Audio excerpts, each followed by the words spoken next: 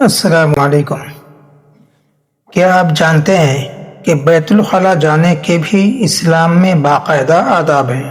کون سی دعا پڑھنی ہے، کس پاؤں سے داخل ہونا ہے، قبلے کی طرف منہ کیوں نہیں کرنا چاہیے، اور طہارت کے بعد کن باتوں کا خیال رکھنا ضروری ہے۔ آئیے چند اہم آداب مختصر طور پر جاننے کی کوشش کرتے ہیں۔ طہارت اسلام کا ایک اہم حصہ ہے۔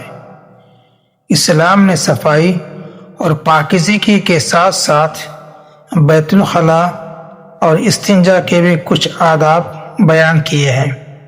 بیت الخلاء میں داخل ہوتے وقت مسنون دعا پڑھنی چاہیے، جیسے اللہم انی اعوذ بک من الخبث والخبائث۔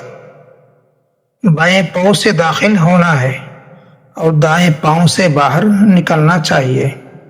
قضاء حاجت کے وقت قبلے کی طرف منہ یا پیٹھ کرنے سے بچنا چاہیے۔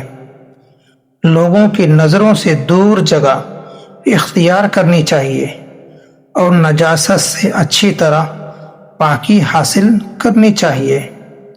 استنجا کے بعد ہاتھوں کو اچھی طرح دھونا چاہیے اور جسم یا کپڑوں پر نجاست باقی نہ رہے، اس طرح دیکھنا اور اس کا خیال رکھنا بھی ضروری ہے۔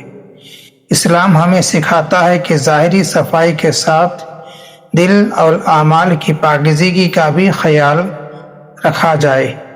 پاکیزگی اللہ تبارک و تعالیٰ کو پسند ہے، اس لیے طہارت کے ان آداب کا اہتمام کرنا ہر مسلمان کے لیے باعث اجر ہے۔ ویڈیو پسند آئی ہو تو ویڈیو کو لائک کریں، سبسکرائب کریں اور شیئر کرنا نہ بھولیں۔